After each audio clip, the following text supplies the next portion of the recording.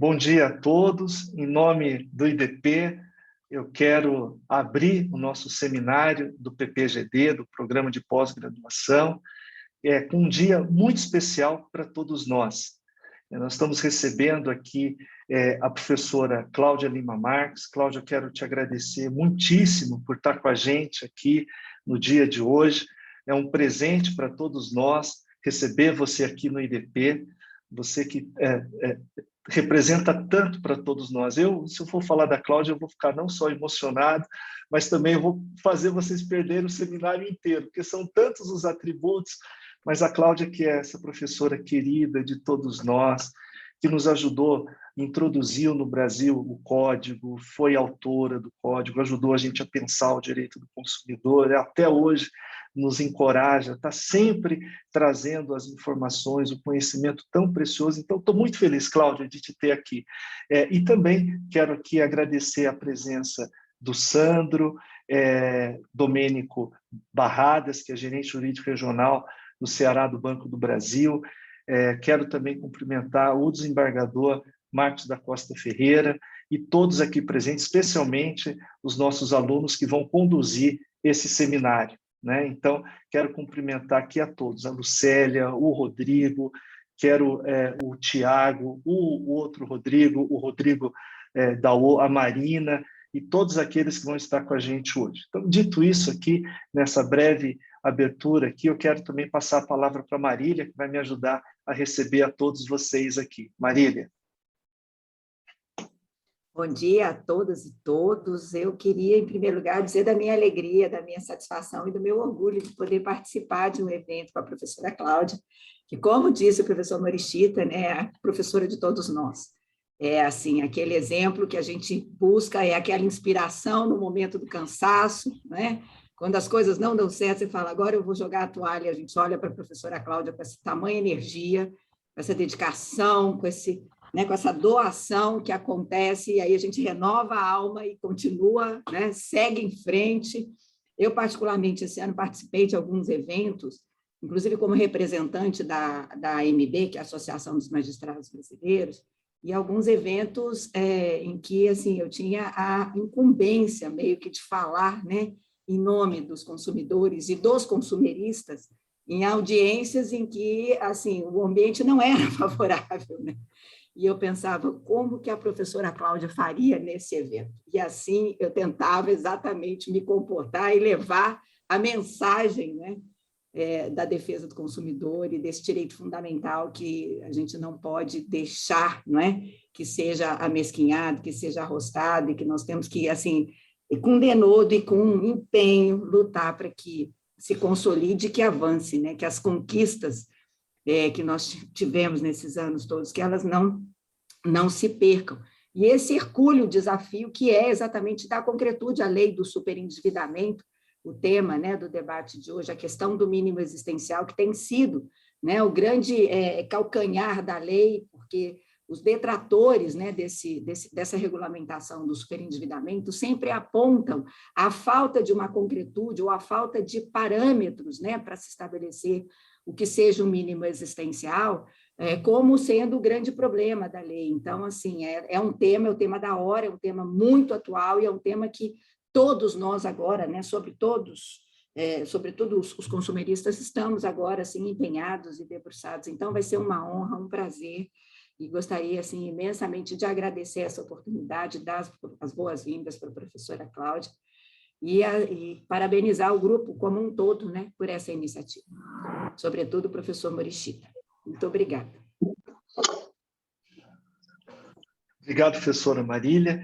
É uma alegria a gente estar junto aqui. Então, vamos começar o seminário. Ele é todinho organizado, ele a participação dos nossos alunos do mestrado e do doutorado é que tem toda a condução. Então, vamos começar agora. Eu já quero passar a palavra e toda a moderação para o nosso querido Rodrigo. Rodrigo, você tem a palavra e a coordenação de todo esse primeiro painel.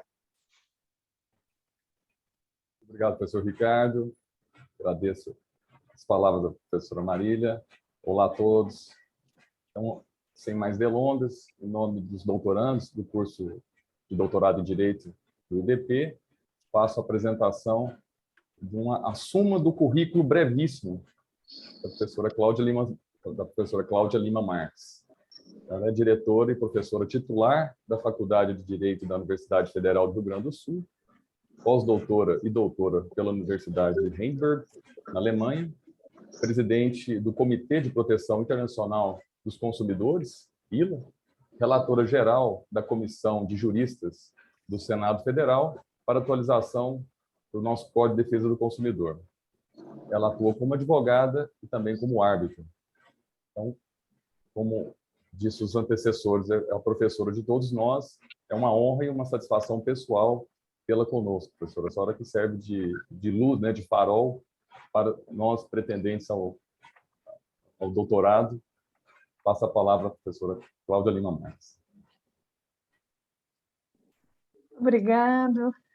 Bom, é uma honra, um prazer estar aqui no IDP, com esse protagonismo dos nossos doutorandos, mestrandos, esse programa de pós-graduação, que é uma grande academia. Saúdo de forma muito especial o professor Ricardo Morichita Vada, que para nós todos, um dos grandes responsáveis pela pujança do Sistema Nacional de Defesa do Consumidor no Brasil. Queria agradecer mais uma vez o seu trabalho incansável na prática e na teoria, né? Também um grande autor do direito do consumidor. É um grande prazer estar aqui, efetivamente, professor, e agradeço essa oportunidade. Queria também saudar de forma muito especial a magistrada, a nossa diretora do Brasilcom, Marília Sampaio, que com o seu livro, belíssimo livro, que eu tive a honra de poder ver o nascimento, não é, doutora Marília? E os seus estudos sobre superendividamento têm contribuído muito para uma concretude, não é? E hoje mesmo se estuda de forma muito especial as suas sugestões e também o seu trabalho de levantamento da jurisprudência, que foi muito útil, acho que foi decisivo mesmo para a aprovação desta Lei 14.181. Bem, também agradeço as palavras do Rodrigo e todos os alunos que estão aqui. Permitam-me ainda saudar de forma muito especial o desembargador Marcos, desembargador Marcão, né, que vai, com o seu humanismo, com as suas belíssimas decisões, também colaborar com essa reflexão, não é? Eu preparei uma pequena contribuição, não é? Em duplo sentido. Primeiro, o problema que nos une aqui, que é o mínimo existencial, né? Como, vamos dizer, um princípio constitucional, o conceito constitucional e princípio agora do Código de Defesa do Consumidor, né? E numa segunda parte sobre as propostas de regulamentação, que eu acho que é um dos temas aqui da nossa reunião. Eu queria iniciar, antes lendo o artigo 104A, parágrafo 1º, do projeto de lei do Senado Federal 283 de 2012, que foi da lavra da Comissão de Juristas do Senado Federal, né, liderada pelo eminente ministro Antônio Herman Benjamin. E nós tivemos antes, o professor Morichita sabe, né, 6 meses de negociação só com a FEBRABAN, tivemos 2 anos com audiências públicas, 35 reuniões técnicas, 8 audiências públicas, enfim, houve um grande caminhar até que esse projeto viesse à luz, e o presidente do Senado na época, ex-presidente do Brasil, o senador José Sarney, o apresentou. E a definição de mínimo existencial, ela não aparecia com essas palavras. Agora nós temos 5 ou 6 menções ao mínimo existencial em si. Mas na parte de conciliação, muito semelhante à figura francesa do reste à vivre, né? Agora o mínimo existencial tem duas outras funções, além do extra vivre, né? Mas ali na conciliação estava dito, né, parágrafo 1º, entende-se por superendividamento o comprometimento de mais de 30% da renda líquida mensal do consumidor com o pagamento do conjunto de suas dívidas não profissionais, exigíveis e vincendas, excluído o financiamento para a aquisição da casa para moradia e desde que inexistentes, bem livres e suficientes para a liquidação do total do passivo. Essa sugestão tinha sido feita pela FEBRABAN. Vejam só, né? Em 2012, hoje a FEBRABAN é contra esta fixação, foi contra, né? Durante o processo legislativo, foi contra esta ideia de limitação do comprometimento de mais de 30%, e que é mínimo, né? Porque, então, vamos dizer, exatamente o contrário do que normalmente se quer, né? Que é 70%, ou 65%, pelo menos, do mínimo existencial, né? E também essa ideia dos bens livres e suficientes não existe mais. Também a ideia que são dívidas não profissionais também caiu, agora são dívidas de consumo, que é outra coisa, porque as de consumo se presumem todas, né? E as não profissionais é um ônus, vamos dizer, daquela pessoa que tem que dizer que não é profissional aquela dívida, né? Ou não é mista, enfim. Então, vejam como mudou da água para o vinho, não é? E, no caminhar, tem uma outra proposta, né, que é, então, do projeto 3515, eu tenho aqui nós fizemos todos uns quadros comparativos, assim, mas tem uma proposta que foi da Comissão de Juristas que fala sobre moradia, gastos básicos, água, luz, não é? Alô? Serviços, vamos dizer, contínuos, né, de água, luz, serviços públicos, vamos chamar assim, né? Serviços essenciais. E, no final, nós temos hoje, nesse parágrafo, a exclusão, o parágrafo, agora, artigo 104A, parágrafo 1º, né, é sobre a exclusão das dívidas de caráter, vamos dizer, da repactuação das dívidas, né, dívidas oriundas do contrato de crédito com garantia real dos financiamentos imobiliários, do crédito rural, isso quanto ao plano de pagamento, né, que eram excluídos.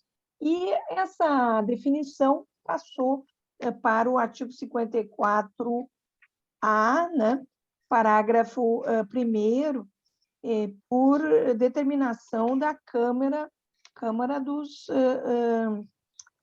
dos Deputados, né?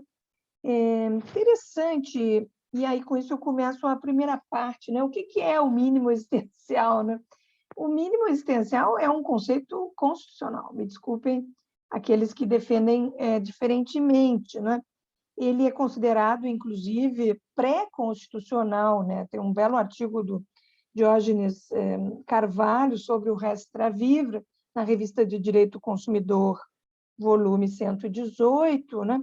Em que ele faz esse levantamento, né, da doutrina constitucional, da doutrina processual, porque o mínimo existencial tem utilizações processuais. O professor Kazu Watanabe também tem um artigo excelente sobre a ideia, não é? Então, ele é pré-constitucional, porque seria inerente à dignidade da pessoa humana. Então, ele é um direito público subjetivo do cidadão.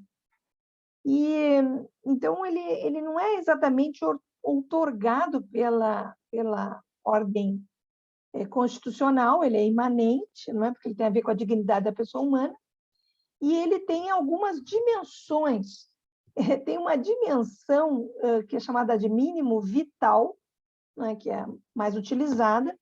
Ele tem uma dimensão prestacional, porque é um direito constitucional, a alguma coisa, vamos dizer assim, como o Robert Alexi menciona, né? Então, se pode dizer que algumas prestações sociais têm a ver com o mínimo existencial. Por exemplo, o BPC, né? Que é aquele mínimo dado ao cidadão rural que viveu toda a vida nas lides rurais, não se aposentaria, desculpe, então ele recebe uma prestação social. Vou dar esse exemplo, mas outros também se poderia dizer que tem a ver, né, com o mínimo existencial constitucional ou o mínimo vital, como ele é chamado normalmente, que seria um mínimo de sobrevivência, né? Então, seria uma espécie assim, de estado de necessidade social e que tem essa prestação compensatória social. Bem, mas como é que isso chegou no Código de Defesa do Consumidor, não é? Por quê? Porque nas tratativas, o deputado Cartafina, por exemplo, né, fez algumas sugestões de definição do mínimo existencial, né? E nessas definições estavam mencionados alguns, não todos, né? Porque também não tinha como mencionar todos, né? Estavam mencionadas algumas prestações ou, vamos dizer, defesas, né? Vamos chamar aqui agora, quando esse mínimo existencial ele entra no direito privado, ele, na verdade, é um direito de defesa. Não é que eu precise exigir do Estado o meu mínimo existencial, eu vou dizer, não, eu preciso de moradia, vestimenta, prestações sociais continuadas, eu preciso de alguma coisa, então é um direito de defesa, né? Vamos dizer assim, no sentido das suas ideias, né? Então,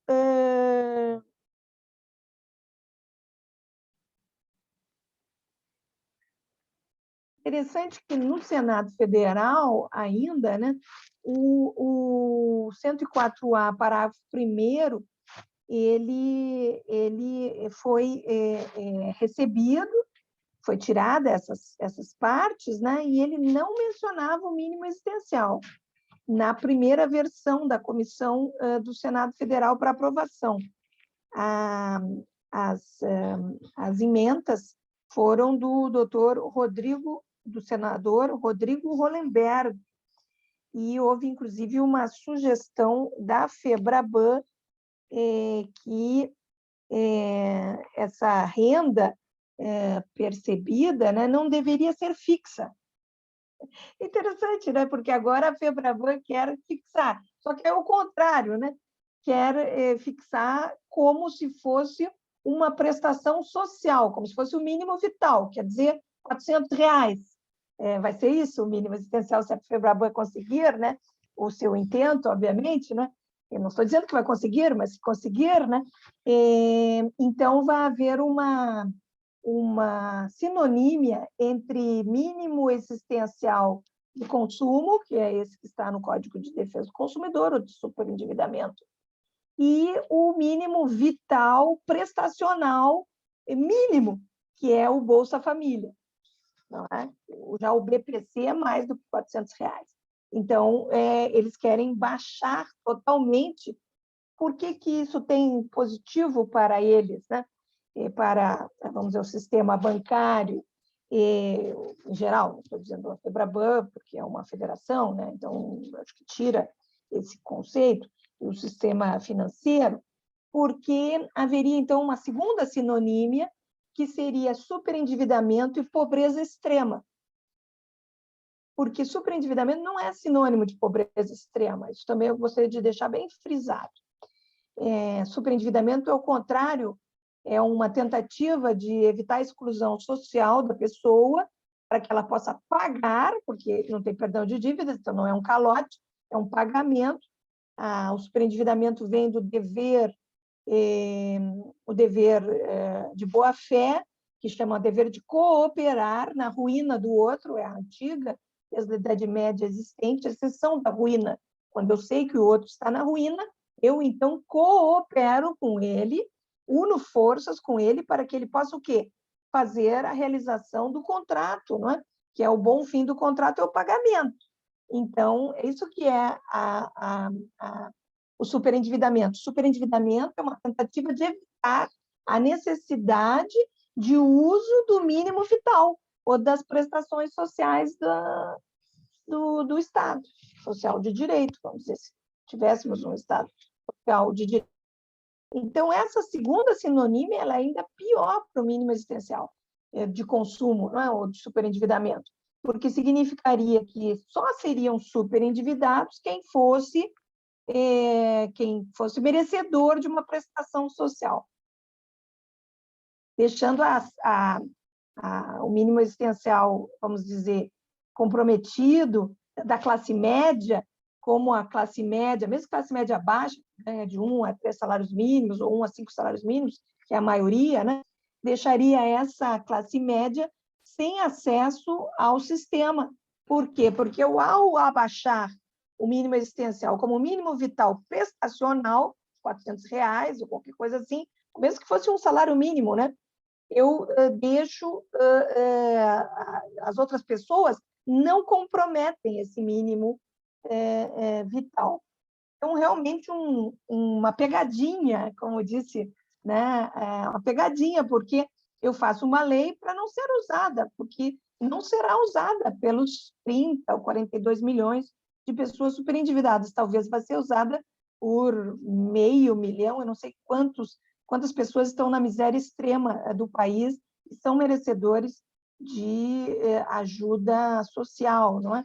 Então, porque a ajuda social seria superior, inclusive, ao Corona Voucher, que esse Corona Voucher realmente foi bem utilizado, né, pelas pessoas durante a pandemia. Então, é interessante ver essa evolução, né, do projeto, e hoje a FEBRABAN defende um mínimo existencial que, segundo ela, traria segurança jurídica, que seria esse prestacional mínimo, ou pelo menos uma parcela mínima. Veja que 30% não foi aceito, né? Então, realmente, não sei que seria este mínimo existencial suficiente para assegurar segurança jurídica. Bem, ainda continuando essa minha introdução, né, sobre o mínimo existencial, eu quero chamar a atenção para as menções que são feitas, né, ao mínimo existencial. São menções em vários artigos da lei, agora, do Código de Defesa do Consumidor, vamos chamar assim, né? E eu quero me concentrar nos mais principiológicos, né? Então, vamos aos princípios desta lei, não é? Que, obviamente, vão ajudar na interpretação do que vai acontecer, não é? E vão ajudar também no problema constitucional que vai trazer essa regulamentação. Por quê? Porque, ao ser ancorado esse conceito na Constituição, ele traz dois limites. Um limite, que é o direito de não retrocesso, né? Não pode ser regulamentado para desaparecer, que é mais ou menos o que eu estou dizendo, que seria um retrocesso inconstitucional, né? Regulamentá-lo de forma fixa e, vamos dizer assim, tão ínfima que tiraria o efeito útil da lei, né? Esse princípio do effet utile, né? O efeito útil também é muito importante, não é? Porque não é possível fazer, né? Então, ele tem barreiras na legislação excessiva ou sem razoabilidade e na legislação ínfima, ou que acabe com o sentido da norma, né? Isso também são dois parâmetros do princípio do não retrocesso, né? Ou da razoabilidade na legislação infraconstitucional em geral, tanto a lei, que não define, né? Mas manda para a regulamentação, e na própria regulamentação, que é o que estamos discutindo. Bem, então, vamos ver onde se menciona o mínimo existencial hoje, né? Ele é mencionado no artigo 6º, inciso 11º, artigo 6º, inciso 10º, será que está certo isso? E no artigo 54A, parágrafo 1º, já mencionado, no 104A, caput, e no 104C, parágrafo 1º também, que é sobre o Sistema Nacional de Defesa do Consumidor. Vamos ver os mais principiológicos, né, que esses ajudam mais, né? O paradigma que estamos aqui discutindo, que é o paradigma da preservação do mínimo existencial, isso é interessante, porque uma coisa é a definição de mínimo, não é que essa que está para ser regulamentada, e outra coisa é o princípio que está na lei. O princípio que está na lei é o da preservação do mínimo existencial. Isso está ipsis literis no artigo 6º, inciso...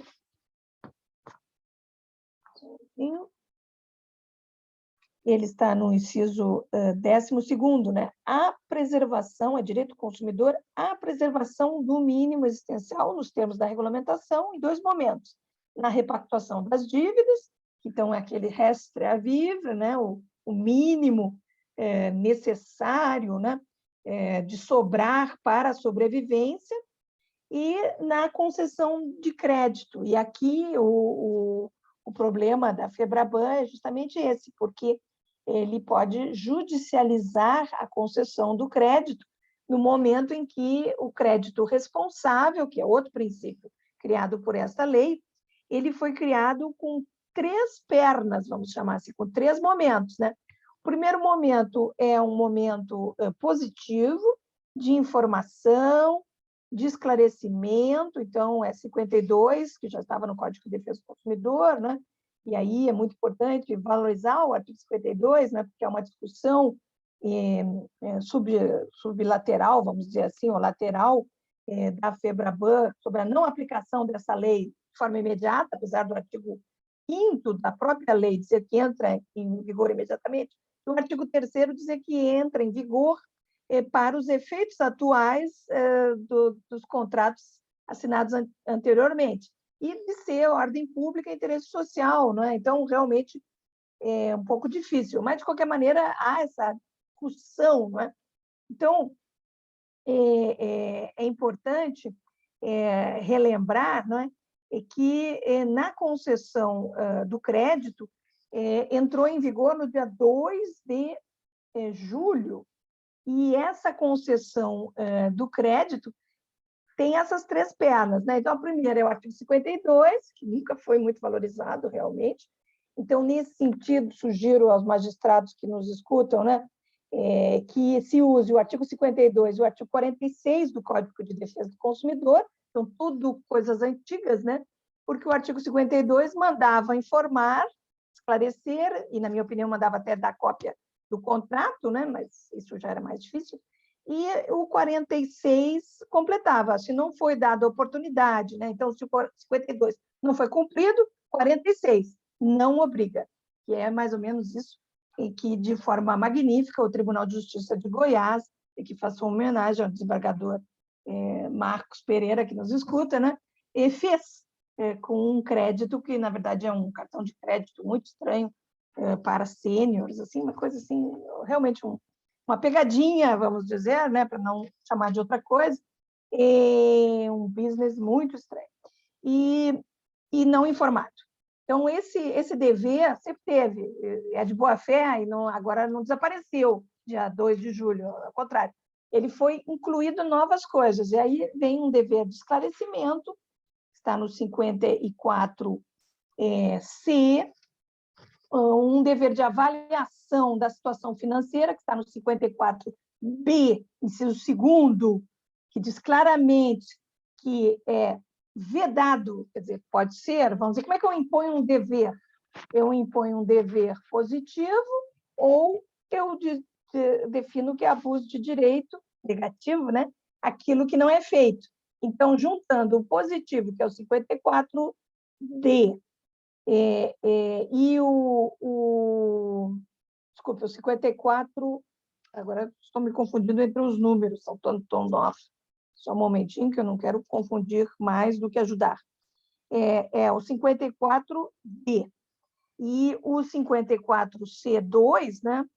O 54D diz assim, na oferta de crédito, previamente, deve ter algumas condutas, informar, esclarecer adequadamente e avaliar de forma responsável. Avaliar o quê, né? Aí, no 54C, inciso 2º, diz o seguinte, que é vedado indicar que a operação de crédito poderá ser concluída sem avaliação da situação financeira do consumidor. Então, veja como... O que é avaliar o quê? É só as condições? Não, é avaliar a situação financeira do consumidor, banco de dados, todas aquelas coisas. E ainda tenho no 54G, que é a parte da cobrança de dívidas, ainda tem um dever no parágrafo 1º específico para a margem consignada, entendeu? Porque o consignado também é essas dívidas aí. Então, vejam, esse é a segunda perna, né? Então, informar, aí depois essa informação mais alta, esclarecer, etc., dar cópia do contrato. Aí, por isso que tanto no 54D quanto no 54G é considerado abuso aquele que recusa, que impede a entrega da cópia do contrato. Não só ao consumidor, mas ao garante, ao co-obrigado, à esposa. São todos aqueles casos da Alemanha, da Corte Constitucional Alemã, tem tudo a ver com a Corte Constitucional, viu? Estou ainda na primeira parte, né? De 1993, que foram considerados contratos de escravidão e que as pessoas que tinham esses direitos subjetivos a sair dos contratos, eles não eram o devedor principal, eram os co-obrigados, o fiador, no caso, que eram esposas, filhos, que eram jovens e serviam como garante a uma dívida muito acima da sua capacidade, e, com isso, a Corte Constitucional Alemã considerou que isso violava os direitos de desenvolvimento da personalidade da pessoa, isto é, o direito de liberdade futura da personalidade, especialmente a boa-fé e os bons costumes, exigiu uma garantia para esses co-obrigados, né? E os co-obrigados foram mencionados especialmente na lei, porque eles têm direitos também, pelo menos, né, de receber essas informações, de receber cópias do contrato, né? E agora eles têm um novo direito, porque na repactuação, que aí é o 104 realmente A, B e C, né? É a minha opinião que os co-obrigados não estão mais obrigados. Por quê? Porque é uma inovação. Na minha modesta opinião, tem um enunciado nesse sentido do CDA. Bem, então, voltando, nós temos essas duas linhas, vamos dizer assim, do crédito responsável, né? Então, crédito responsável não é só o artigo 54D, avaliar de forma responsável as condições de crédito e a situação financeira do consumidor. É um conjunto de coisas, inclusive essa parte dos abusos, novos abusos do direito e dessas sanções novas que estão no parágrafo único do 54D, né?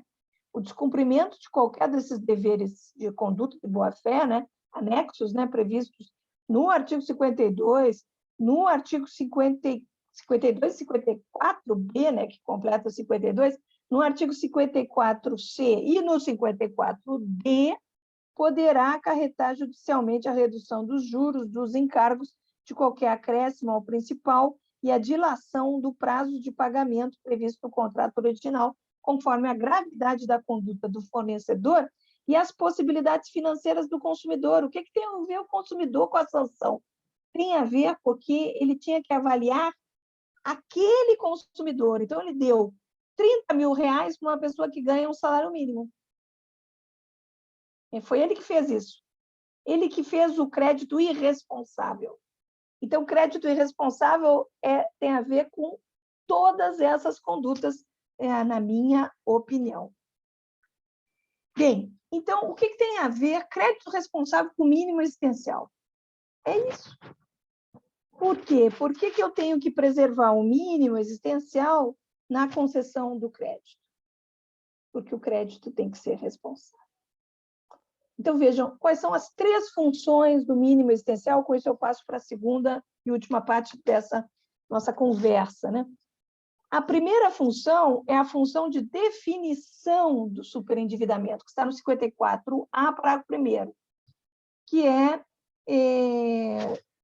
acho que eu vou ler, porque assim não modifico em nada a vontade do legislador, né? Entende-se por superendividamento a impossibilidade manifesta de um consumidor, pessoa natural de boa-fé, pagar a totalidade de suas dívidas de consumo. Então, tira realmente alimentos, tudo aquilo que já saía antes, né? Se tira as dívidas, as dívidas profissionais, essa aí eu não tenho certeza, eu acho que não. Acho que presume-se que a pessoa natural, todas as suas dívidas são de consumo. Certo? Então, dívidas de consumo, assim como se presume a boa-fé, né?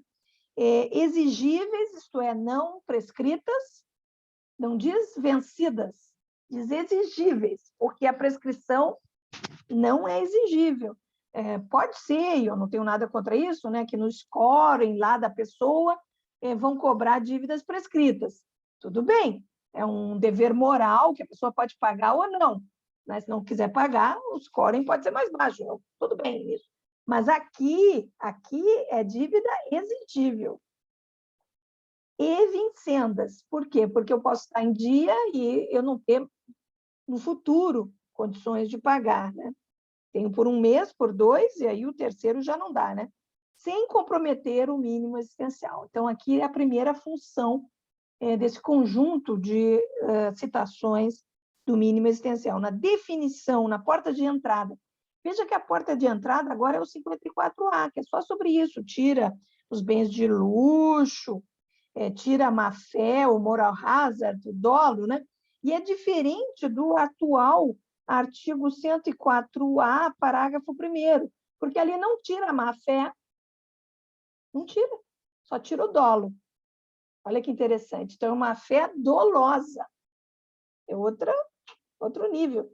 Eu sempre disse e achava que havia realmente, não que eu queira que repactuem coisas de má fé, acho que é bom todo mundo tirar, principalmente o Sistema Nacional de Defesa do Consumidor, se notar que alguém disser que está de má fé, vai para o judiciário, meu filho, porque a gente não está aqui para fazer plano para pessoa de má fé. Mas que não está escrito isso na lei, não está. Isso que não está. O 104A, parágrafo 1º, não escreveu isso. Quer dizer, a doutrina, eu e todo mundo, a gente pode escrever. Mas a verdade é que a lei não diz isso. A lei só diz o dolo. E como hoje tem muita coisa entre a culpa e o dolo, né? Então, realmente, o dolo tem que ser provadíssimo. A má-fé pode ser até vamos dizer, uma quebra da presunção, né? Que é um pouquinho menos. Mas o dolo tem que ser provadíssimo, gente. Como se prova, também uma coisa difícil. Bem, mas, então, veja, o 54A ficou meio perdido na lei, porque ele não devia estar ali. Na minha modesta opinião, ele era o res travivere. Ele tinha que estar lá no 104A, ele tinha que estar na conciliação. Só que como agora botaram na entrada, o próprio legislador que fez isso, ele não pode excluir do sistema essas milhões de pessoas, gente. Não tem como. Eu estou falando de milhões, realmente. Mais de 30 milhões, talvez 42 milhões. E quantos desses são da extrema pobreza? Quantos desses fazem jus ao Bolsa Família ou o BPC? Pouquíssimos. Então, nós vamos fazer uma lei para ninguém, vamos tirar todo o efeito útil da lei. Então, esta é a pior das funções do mínimo existencial, que eu acho que é melhor não regular, sinceramente. Deixa essa em branco. Porque, se for regular, vai ser inconstitucional. Tenho absoluta certeza. Bem, a segunda função que está ali no 6, né, no artigo 6, 11º, se não me engano, que é a função da repactuação, que combina com 104A, parágrafo 1º, caput, desculpe, e 104C, parágrafo 1º. E essa é bem fácil. Todo juiz sabe fazer isso, a doutora Marília faz todo dia. Isto é pegar a capacidade de pagamento dessa pessoa e o que ele ganha. Ele mesmo vai dizer, olha, eu preciso de pelo menos R$600 para viver, senão não dá, mas no primeiro mês eu consigo um pouquinho mais, porque eu recebi, fui demitido, recebi uma coisa, então eu vou pagar 800 no primeiro mês, mas a partir do terceiro eu tenho que só pagar 600, que é o meu mínimo, senão não consigo morar, não consigo comer, eu tenho que pagar. Tem gente que tem filhos e paga alimentos, tem gente que mora com os filhos, tem gente que é doente, tem gente que é deficiente, cada pessoa é uma pessoa, e o extra vive de cada pessoa vai ser determinado naquele caso. Não no mês antes, não por uma coisa, o máximo que dá para fazer são faixas de capacidade de renda, ou de repagamento, melhor dizendo, ou de impenhorabilidade das coisas, tipo França, assim, sabe? O extra vive é calculado, no caso, online, mas aí você pode ter uma faixa, e dentro daquela faixa pode ter até uma inteligência artificial aí que faça uma sugestão para o juiz, pessoas com essa idade, com esse número de filhos, com moradia ou sem moradia, tem mais ou menos esse extra vive, tem mais ou menos esse mínimo existencial. E aí dá para fazer um cálculo mais ou menos aproximado, e o magistrado calibra no caso concreto, né? Porque a pessoa pode estar doente, pode ter câncer, pode não ter câncer, sabe? Essas coisas assim não se sabe. Quem tem câncer precisa de um seguro-saúde. Eu estou falando na doença, porque o seguro-saúde pode ser uma coisa não mínima para a maioria das pessoas, mas para quem tem câncer é absolutamente essencial. Desculpe dizer, entendeu? Para quem está doente, para quem é idoso e precisa de um remédio que é fornecido por aquele, então é essencial. Então, é no caso a caso. Então, dá para fazer por faixas? Dá, a França fez, né? Mas, bom, e aí nós chegamos na terceira e última função do mínimo existencial, que é a concessão do crédito. Aí a FEBRABAN quer que regule. Eu, particularmente, acho que é ruim. Se eu pudesse falar, eu não falo com a FEBRABAN, mas se pudesse falar com a FEBRABAN, eu diria, não regula. Por quê? Porque se regular, de qualquer maneira, vai discutir judicialmente. Eu acho que não tem como não. O que pode regular é por lei e não por decreto. Me desculpe. O decreto dá para regular a capacidade de repagamento básica, dá para regular essas faixas de renda, não é? Dá para regular, isso dá para regular, sim. E na França muda toda hora essa regulação. E, nesse sentido, agora, a concessão do crédito de forma fixa, igual para todas as pessoas no país, eu disputo qual é o país do mundo que fez isso. Algum país no mundo regulou o mínimo existencial, não o mínimo vital, uma prestação básica, mas regulou um mínimo existencial fixo para todo o país, para todas as 200 mil pessoas daquele país, num país de tantas desigualdades quanto o Brasil? Não conheço. Se conhecer, me digam. O que tem são mínimos vitais, por exemplo, os 3.898 euros franceses. E depois, a partir deles, vão indo para faixas a mais, mas os 3.898 euros ficam básico para todo mundo. Quem não ganha 3.898 euros tem esse mínimo existencial garantido, vamos dizer assim. E alguém vai fazer a prestação vital. Aí é outro problema da cidadania, mas, vamos dizer, eles têm um fixo e, a partir desse fixo, eles vão indo para cima.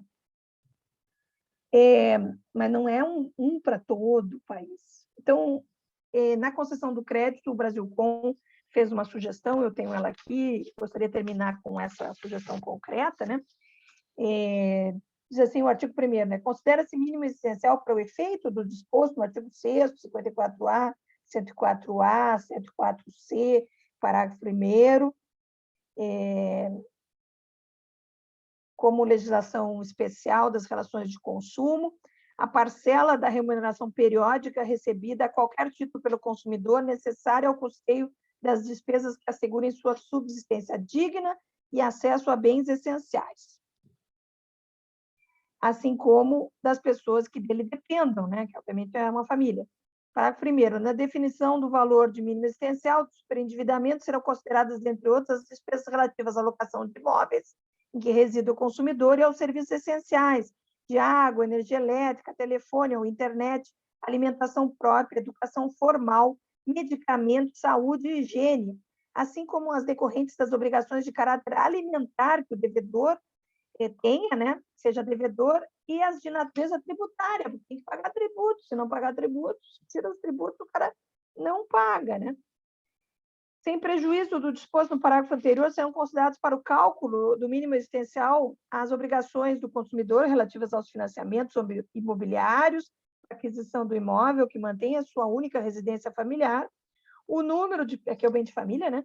O número de pessoas que comprovadamente dependam da renda do consumidor para subsistência, as eventuais diagnoses existentes no núcleo familiar que dependam de tratamento contínuo e ininterrupto, inclusive com utilização de energia elétrica, gente. Isso tem hoje, né? Não pode cortar quem respirador e coisas assim, por que vai cortar agora no mínimo existencial? De acordo com as circunstâncias do caso, a situação concreta do consumidor, parágrafo 3º, poderão ser considerados para o cálculo do mínimo existencial do superendividamento. Aqui não chama mínimo existencial de consumo, mas mínimo existencial do superendividamento, talvez é melhor mesmo. As obrigações relativas a contratos de crédito com garantia real de financiamento imobiliário e de crédito rural, ainda que excluídos do processo de repactuação. E por que isso, gente? Porque já tem decisões do judiciário dizendo que os automóveis das mães de crianças autistas são bens essenciais. Por quê? Porque elas precisam levar eles para os tratamentos. E do autismo você pode ir para deficientes, etc. Então, veja que tem que abrir um pouquinho as coisas, né? Aplicar as diretrizes do parágrafo anterior, serão levadas em consideração as condições específicas do consumidor, do seu núcleo familiar, dependente especial, sua idade, a presença de pessoas com doenças crônicas e portadores de deficientes ou incapacidades em casos em que plano de saúde pode ser incluído no cálculo do mínimo existencial. E aí o parágrafo 5º, sugerido pelo Brasilcom, o mínimo existencial para efeitos desse decreto não é compreendido como direito prestacional nas relações de políticas públicas estatais, senão como direito garantia nas relações entre particulares sobre a proteção e vigilância do Estado.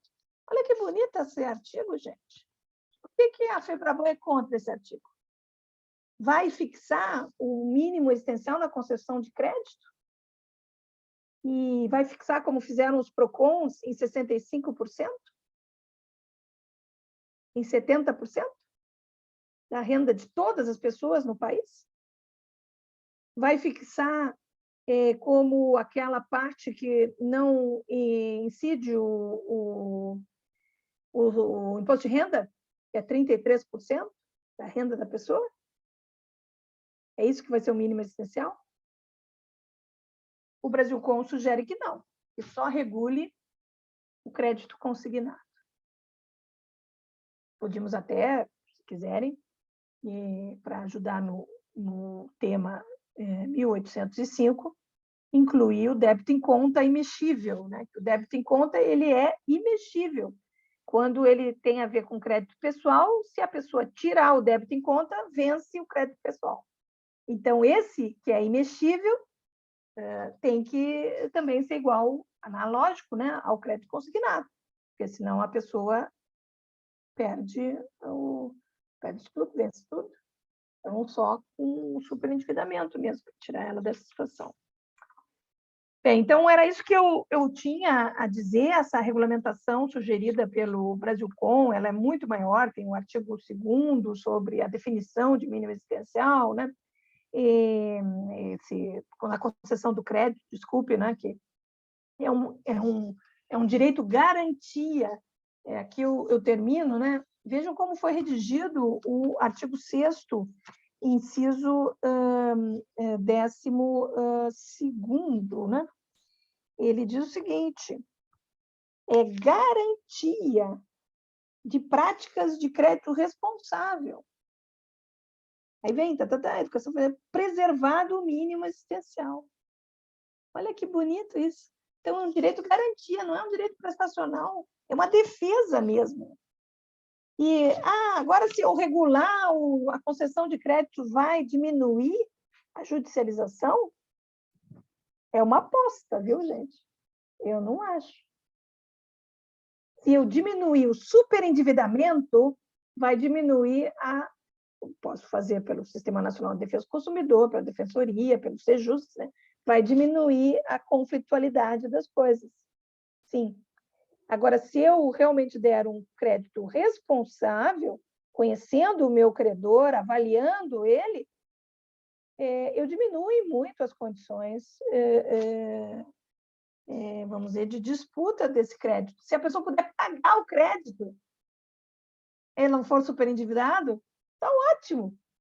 Mas não, eu quero manter uma venda agressiva, eu quero manter o assédio de crédito, eu quero manter as financeiras, não quero ter mais agência, eu quero ter só intermediários, só pastinhas, eu quero continuar fazendo crédito consignado para doente, idoso, analfabeto, como aquele caso do índio, que tinha 7 créditos consignados, eu quero continuar vendendo, eu acho que tinha que acabar com esse crédito, cartão de crédito para idoso, com saque imediato, que leva 18 anos para a pessoa repagar, isso é um business que não é responsável.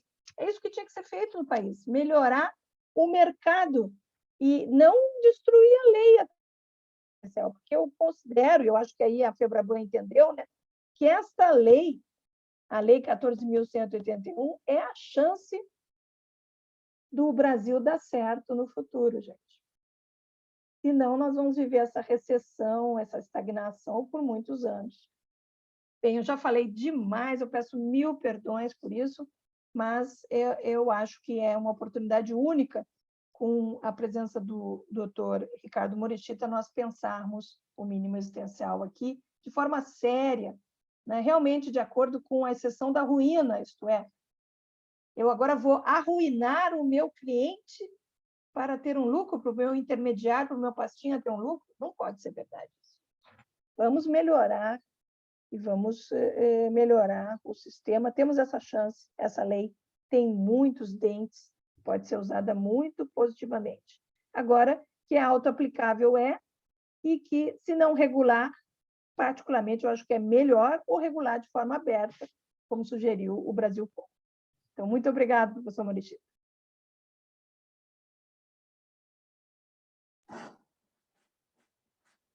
Agradeço a professora.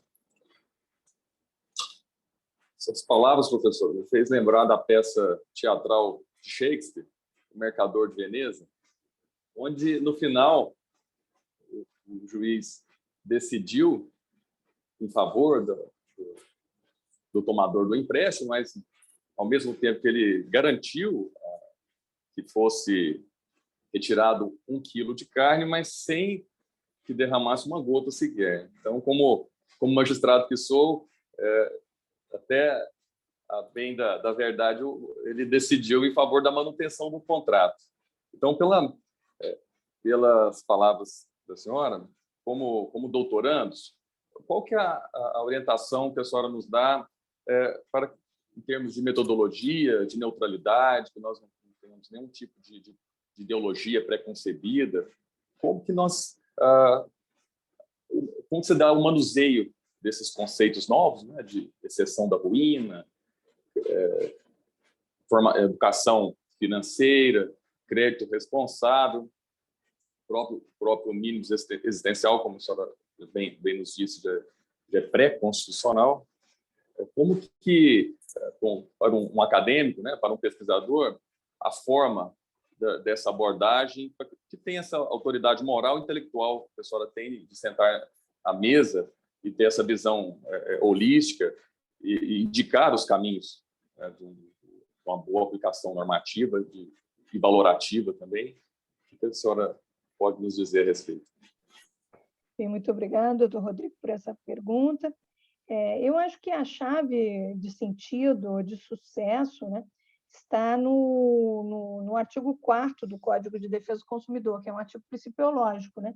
Ali, a prevenção e o tratamento do superendividamento, que são dois princípios, né? O princípio da prevenção e o princípio do tratamento do superendividamento, vem acompanhado de um terceiro princípio explicativo, né? Como forma de evitar a exclusão social do consumidor. Então, eu acho que vamos dizer, a interpretação tem que ser principiológica. Boa-fé, bom, já estava lá desde o início, agora só esse detalhe da cooperação para evitar a ruína ou para permitir que a pessoa saia da ruína, né? São os dois momentos, vamos dizer assim. E o mínimo existencial está ali, no momento da saída da ruína, que é a repactuação das dívidas, e no momento da entrada da ruína, que é o da concessão do crédito, né? Então, nesses dois momentos, cooperação, informação, cuidado com a honra, enfim, com a outra pessoa, com o contratante, né? E, vamos dizer, na prática, verificar que consumo é inclusão social, né? Então, no momento em que eu, por exemplo, tenho que aplicar uma regulamentação, né? E o magistrado brasileiro tem esse poder, né, de ofício do juiz, que é dizer que uma coisa é inconstitucional, né? Então, vamos dizer, regula pelo mínimo vital, vamos dizer. Agora, a superendividado é só quem ganha R$400 ou está comprometendo os últimos R$400 da sua renda. Então, não vai pegar ninguém, né? É o combate à exclusão social, isso? Não, né? Tira o efeito útil da lei. Então, aí, veja que o princípio do combate à exclusão social é uma espécie assim, de chave de sentido de tudo o que vai ser feito, que é uma ideia de razoabilidade, né? Boa-fé é razoabilidade. Só que a boa-fé, ela é os alemães dizem que ela é uma faca de dois lados, né? Ou, vamos dizer, uma moeda de dois lados. É melhor, né? Mas faca talvez é melhor, porque ela corta, né? No momento que eu digo que alguma coisa é responsável, eu já dei ok, né? Se eu digo que uma coisa é irresponsável, já decidi.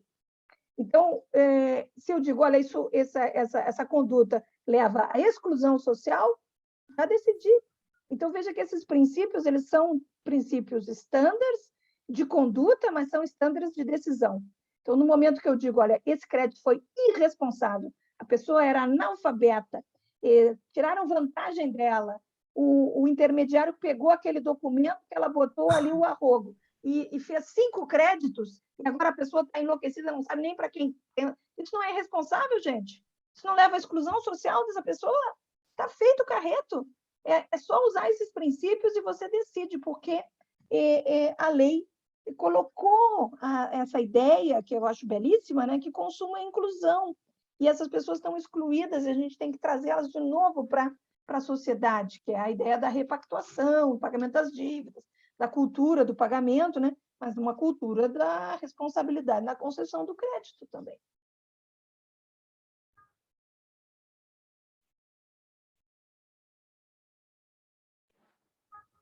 Perfeito, professor. Muito obrigado. Professor, mais uma questão. Como que nós poderíamos prever ou evitar a chamada socialização do prejuízo? Porque sabemos que o mercado ele precifica qualquer movimento, né, qualquer movimentação do Estado, qualquer movimentação normativa, e vimos, né, com experiências anteriores, o encarecer desses juros, né, eles chamam de custo Brasil, também, dessas operações, e principalmente nesses microcréditos, né, pulverizados, disseminados, a exemplo dos consignados da Previdência Social, que, inclusive, a lei, eu trabalhei na Fazenda Pública também, né, a lei 8.213, no artigo 114, prevê uma interoperabilidade, ela não pode sofrer, o benefício previdenciário não pode sofrer nenhum tipo de restrição, não pode servir de garantia, como a professora bem mencionou, como o CDC trouxe, né, para o consumidor. E como que nós poderíamos evitar essa precificação, essa socialização dos prejuízos aí no custo do crédito como serviço, né, como produto, né? Bem, eu não sou economista, mas a Ordem dos Economistas do Brasil, fez os cálculos, não é, sobre o que significa a prática da lei, né? E achou um plus de 350 bilhões de reais, aonde? No mínimo existencial. Porque uma coisa é todos os valores hoje irem, 100% do que a pessoa ganha, né, esse pobre, irem para os bancos, certo? E deixa os pequenos credores sem receber, enfim, tudo vai para cá. E ele não tem disponibilidade de pagamento das coisas. Outra coisa é você organizar isso no tempo, e aí você tem esse mínimo existencial que retorna, que são os 350 bilhões, esses que retornam para o consumo, porque eles vão rodar também, né? E não vão ser crédito, porque o crédito ele vai pagar, né? Então, se isso realmente aumenta os juros, eu não sei, porque sociedades que têm juros muito mais baixos que os nossos, né, que são, vamos dizer assim, capitalistas mais conscientes, né, as leis iguais ao superendividamento ajudaram, né? Só vou dar o exemplo da França, né, foi o exemplo mais assim comparado mais utilizado na lei, né? A França, agora, na pós-pandemia, diminuiu o número de superendividados. Você acredita nisso? Mas é que eles têm uma lei já com 30 anos. Na pandemia. E nós temos, assim, milhões de superendividados, desempregados e tal. Então, por quê? Porque essa é uma lei que, economicamente, ela funciona. Agora, se há, momentaneamente, uma divisão disso, deve haver, eu acho que vai aumentar talvez o spread do Brasil já é o maior do mundo, os juros do Brasil já são os maiores do mundo, e essa lei não estava nem em vigor e já era assim, vai continuar assim. Então, realmente, eu acho que é como aquele negócio das bagagens, vai diminuir o preço da bagagem, ou vai ficar, o preço está ali dentro, não está, sabe? Eu realmente deixo isso para os economistas, porque eu acho que é um argumento falho, porque capitalistas, vamos dizer, capitalismos mais humanistas, né? Tem esse tipo de lei há anos, e eles estão enfrentando com muitas honras esses problemas, né? E essa reentrada do dinheiro na sociedade. Então, eu não vejo como uma saída do dinheiro, eu acho que é uma questão de saneamento, né? Como o remédio é ruinzinho no início, mas cura, né? E é mais ou menos isso, tem que ter o amargo do início. E os bancos estão assim, desesperados, que não vão ter mais os 3 bilhões de lucro anual, talvez diminua. Eu acho que não, acho que vai continuar, porque praticamente tudo ficou fora da lei, né? O que ficou dentro da lei são esses créditos pequenos, que agora até o Bolsa Família vai ser um crédito, né? Vai ser uma coisa assim que realmente vai precisar muita lei de superendividamento, porque, vamos dizer assim, esse subprime total de crédito que nós estamos fazendo, é bem possível que dê uma crise financeira brasileira enorme em breve, né? Então, eu acho que, pelo menos, um mercado responsável vamos ter que ter. E, se houver, o direito do consumidor sempre teve uma justiça distributiva, que é feita no preço, né? Então, eu, particularmente, não me importo de pagar 0,25 mais se aquela pessoa não tiver que necessariamente ser um superendividado. Mas precisa um movimento geral, não pode ser só o lucro desmedido de uns poucos, né, que tem capacidade, inclusive, de influenciar o legislador, e uma perda de toda uma população que, como disse muito bem a Corte Constitucional alemã, né, fica em contratos de escravidão. Eu acho essa expressão lindíssima, contratos de escravidão. Então, o crédito não pode ser um contrato de escravidão. O crédito tem a ver com direitos fundamentais, tem a ver com direito de liberdade, tem a ver com manutenção, pelo menos, né, do mínimo vital das pessoas, e, quem sabe, desse mínimo existencial de superendividamento aí que o Brasil está tentando regular. Vamos ver se a gente vai para esse patamar mais arejado, assim, do capitalismo, mais humanista. Se não conseguirmos, pelo menos tentamos com a lei, né?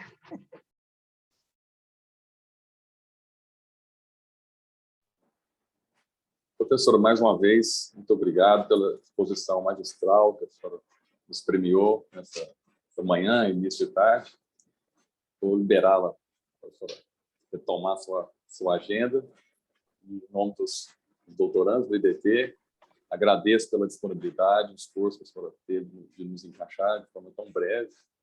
E muito obrigado, professora. Muito obrigado pelos seus ensinamentos e que a senhora possa ser ouvida sempre, principalmente no Parlamento, na Suprema Corte, que a senhora nos guie nessa difícil e árdua função de julgar, que a senhora continue nos doutrinando. Muito obrigado. Rodrigo, deixa eu só fazer uma intervenção rápida aqui, para primeiro super agradecer a Cláudia, dizer que eu apoio 100% o manifesto do Brasilcom, as sugestões do Brasilcom, e esse alerta, Cláudia, que você nos traz é muito importante, sobretudo nesse momento. Eu acredito que a gente costuma dizer que o projeto Lima Marques, né, de atualização do código, ele é extremamente importante nesse momento que a gente está vivendo agora. E esses relatos que você tão bem nos traz, sobretudo os alertas dos abusos que estão sendo cometidos, Cláudia, é realmente algo estarrecedor. Você vê o consumidor, você vê o aposentado com uma renda restrita, família desempregada e ele recebendo crédito consignado sem ter essa solicitação, sabe? Sem ao menos, quer dizer, a gente não está nem discutindo a taxa de juros nem nada, a gente está dizendo que foi prática comercial abusiva enviar para esses consumidores aposentados esses créditos consignados que ele não pediu, não solicitou. Imagina como isso passa longe do crédito responsável, mas passa assim, assim é uma distância inacreditável. Então, é um momento muito difícil mesmo e acho que esse recorte que é feito ou que se propõe vai ser muito ruim para o país. Vai se fundar um sentimento de injustiça, de falta de ferramentas para se trabalhar, que vai ser... Tem uma fala, né, professora, do Conrad Hess, que ele diz assim, né, que necessidade não respeita postulado, e a gente está vivendo um momento de necessidade tão grande que eu fico imaginando da gente não ter aplicação, não ter a possibilidade de utilizar essa vitória que o Brasil teve, essa conquista que o Brasil teve com a lei do superendividamento, ter uma redução logo na partida, na sua aplicação. Então, isso me parece dramático o momento que a gente está vivendo. Por isso que foi um dos temas que a gente escolheu para estudar esse semestre aqui no nosso mestrado, no nosso doutorado aqui no IDP. Então, professora Cláudia, agradeço muitíssimo aí esses esclarecimentos, essas reflexões que são muito profundas, mas são absolutamente urgentes a serem feitas por todos nós na sociedade. Então, quero deixar aqui mais uma vez esse agradecimento. Obrigado. Obrigado, Rodrigo.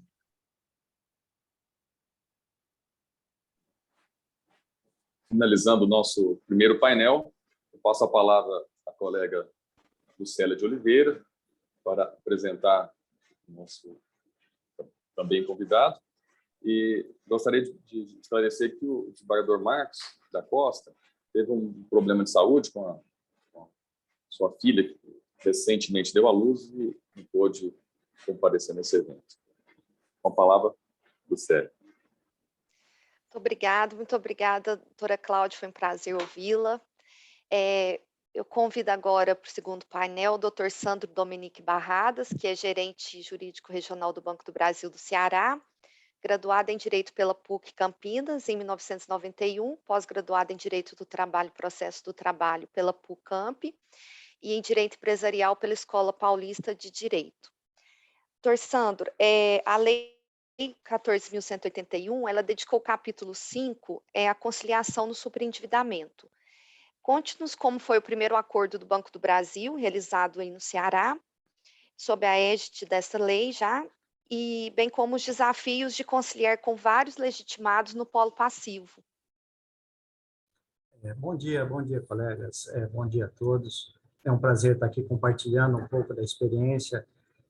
Trata-se de uma lei muito nova no nosso ordenamento, então a construção agora da sua prática é que vai ser decisiva para o êxito aí no resultado da lei, né? Se ela vai pegar mesmo, e a gente deseja e espera que ela realmente se consolide e surta bons resultados, tanto para os consumidores quanto para as empresas de crédito, os agentes financeiros. Agradeço à professora Cláudia Lima pelas palavras tão sábias sempre, né? E eu aqui, pegando um pouco no gancho do que ela já falou, né? De fato, o crédito responsável ele é fundamental para o resultado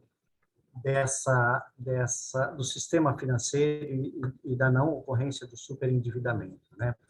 Mas o crédito responsável também passa por uma série de informações que ainda estão em construção no sistema financeiro, informações como disponibilizadas com a utilização do Open Banking e outras, porque, como a Lucélia citou, nós temos uma próxima negociação ainda essa semana, no caso de superendividamento, onde o cliente tem 10 operações de crédito com 8 agentes financeiros diferentes.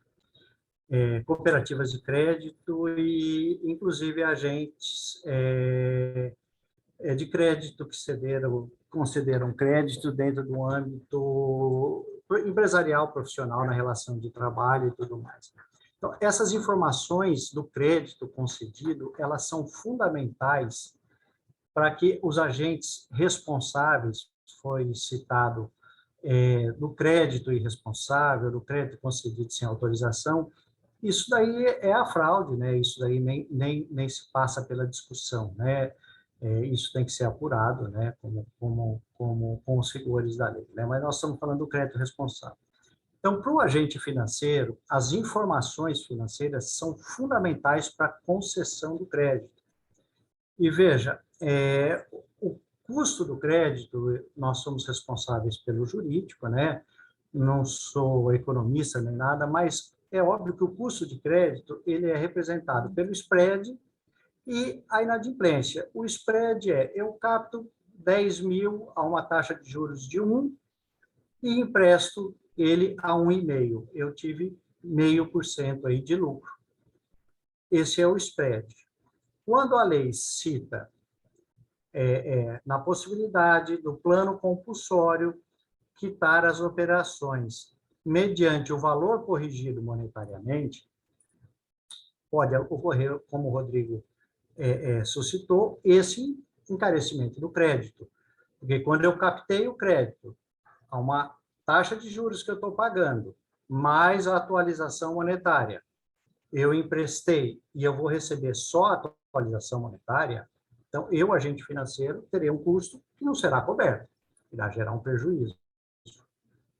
Isso é um problema a ser enfrentado. Restituir o capital é uma situação, mas nós não podemos esquecer que esse capital para o agente de crédito ele tem um custo. Ele, por si só, não é suficiente. Então, isso irá gerar um encarecimento do crédito. A lei também traz a questão do consumidor de boa-fé. E o consumidor de boa-fé, ele é fundamental para que o sistema tenha esse funcionamento com o crédito responsável de forma eficaz, de forma eficiente. O primeiro caso que nós tivemos aqui no Ceará, que foi esse caso que foi do Banco do Brasil, foi no estado do Ceará, aqui, né? Ele ficou registrado aí para os registros históricos do Tribunal de Justiça do Ceará e chama a atenção, quando a gente analisa a questão do crédito responsável e do consumidor de boa-fé, que está lá no 54A, parágrafo 1º, a lei expressamente traz a questão do consumidor de boa-fé. O consumidor teve lá, fez a reclamação, foi no Sejusc, na Unifor, na universidade aqui, e nós fomos para a mediação, né, preparados. Isso é fundamental para esses processos, que o credor esteja preparado para a negociação, com as linhas de crédito e tudo mais, para poder fazer uma negociação exitosa.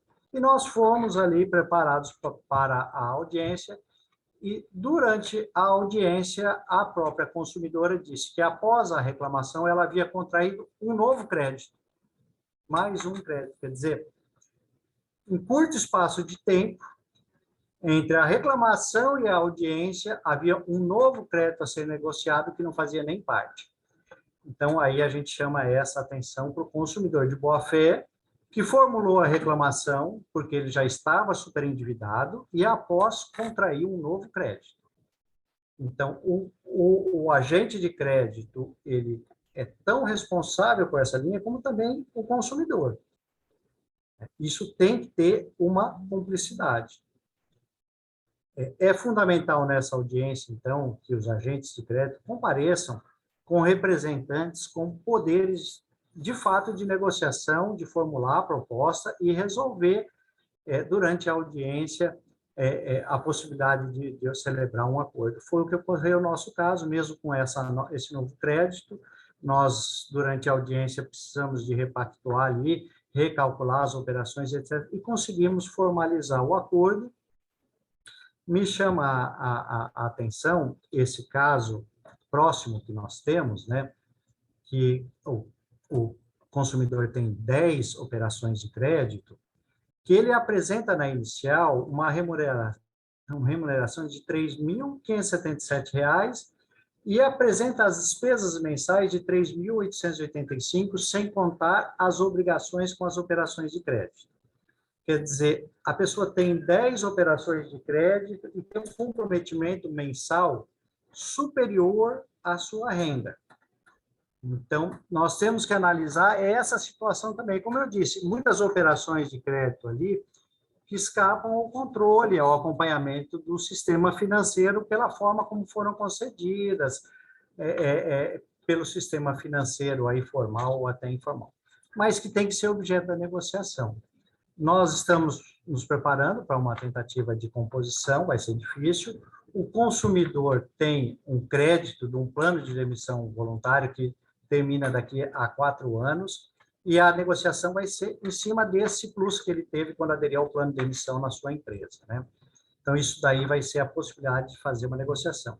Mas é claro que se nós zerássemos as operações de crédito, zerássemos o plus salarial que ele tem com esse plano de demissão, esse acréscimo de 96 parcelas que foram concedidas, né? Ele hoje não teria condições de ter uma única linha de crédito, porque ele não tem margem para obter crédito.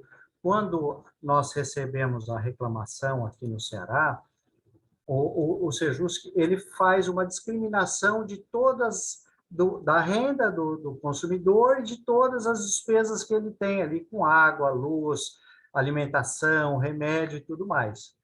Com base nisso, o que sobra, esse valor que ele tem comprometido é presumido aí como um mínimo existencial, e o que sobra, então, a gente teria condições de negociar em cima desse valor que sobra. Eu disse que, nesse caso dessa nossa próxima audiência, o que sobra é menos do que a renda do consumidor, pelas informações dele, né? Mas que ele tem esse plus salarial aí por 96 parcelas que serão passíveis de serem incluídas na negociação. Eu chamo aí para o operador do direito, nessa busca que a professora Cláudia Lima disse que nós temos de tentar efetivar a lei, né? Que prevê o artigo 104, primeiro, que os credores compareçam com poderes efetivos. Isso é fundamental para que a gente possa ter isso. O credor tem que ter essa consciência. Segundo ponto, nessa audiência nossa, onde um dos credores não se compuseram, o que ocorreu com a homologação do plano de recuperação estabelecido para o Banco do Brasil, né, em audiência, foi submetido à homologação e nós aguardávamos para ver o que ocorreria em relação ao credor que compareceu e não ofereceu uma proposta de acordo. O juiz, ao homologar, quanto ao credor presente no ato da audiência com o qual não se firmou acordo, assiste à devedora, nos termos do artigo 104b, o direito de requerer a instauração do processo judicial. Veja, o magistrado, então, remeteu aqui o consumidor ao ajuizamento de uma ação, se assim o entendesse, e etc. Né? Enquanto que a lei, no 104b, diz que o juiz, a pedido do consumidor, instaurará processo por superendividamento para revisão e integração dos créditos e repactuação das dívidas remanescentes mediante plano judicial compulsório. A matéria é muito recente no judiciário, mas nós aguardávamos essa homologação com essa expectativa de ver o que ocorreria, né, com quem não pactuou, com quem não firmou o acordo, com quem não formalizou. E acreditávamos que o magistrado iria instaurar o processo por superendividamento, mas não, ele, na audiência, remeteu o consumidor a se entender por bem, ajuizar uma ação própria. Então, em comunhão com o que a professora Cláudia Lima diz, a consolidação da lei vai depender desse momento que nós passamos, né, das interpretações que o judiciário vão dar a esse fluxo, a esse procedimento, que o sistema de defesa do consumidor, que é corresponsável pelo 104C, né, por receber as denúncias, aí, as reclamações, e fazer essa mediação inicial. Então, a forma como esses interlocutores irão agir em relação ao consumidor, ao credor que comparece e se compõe, ao credor que comparece e não se compõe, e principalmente ao credor que não comparece, pois aí a lei ela é ainda mais rígida, né? Porque ela prevê que o não comparecimento do credor ou procurador com poderes para isso acarreta a suspensão da exigibilidade do crédito, do débito, né? E bem como a postergação para o final do plano de recuperação para que ele possa ser saneado. Então, esse momento de operacionalizar a lei do judiciário, dos sistemas de defesa do consumidor e etc., ele é fundamental para que essa lei, de fato, se consolide, possa contribuir para o crédito responsável, para o crédito que não gere inadimplência, pois a inadimplência, assim como o spread é um compositor do custo do crédito, a inadimplência é outra. Então, nós temos que ter consciência de que o crédito responsável é fundamental para o custo do crédito, porque a inadimplência encarece, de fato, o crédito. Então, todos os interlocutores têm interesse em que a lei, de fato, é certo, e que os mecanismos de concessão de crédito estejam cada vez mais eficientes para assegurar que esse crédito seja cada vez mais bem concedido, né? São essas as minhas percepções com esse nosso primeiro caso. Essa semana temos esse outro que a gente prevê que terão fortes emoções, né? 8 credores diferentes na mesa de negociação. A gente traça um paralelo com a recuperação judicial, que a gente já trata há muito tempo da empresa, onde tem o administrador, onde é estudado e formulado um plano de recuperação estruturado, né? E a gente espera essa próxima audiência com 8 credores para ver como isso vai fluir sem um administrador ali para intermediar, vai ter um mediador, etc., né? Mas vai ser uma situação muito difícil de você coordenar uma conciliação em audiência com 8 credores para conseguir um consenso sem um administrador judicial, né? Sem alguém que formule um plano mais estruturado, sem que haja uma discussão prévia, isso em audiência pura e simplesmente, com tantos interlocutores. Mas vai ser uma experiência, mais uma experiência que a gente espera aí, que surta bons resultados para a consolidação da lei. Legal. Muito obrigada, doutor Sandro. Alguém pode abrir para perguntas, professor Ricardo? Alguém gostaria de fazer pergunta? Rodrigo. Obrigado, Célia. Professor Sandro, muito boas as ponderações, principalmente na questão desse custo, né? Você trazendo informações novas da questão do spread.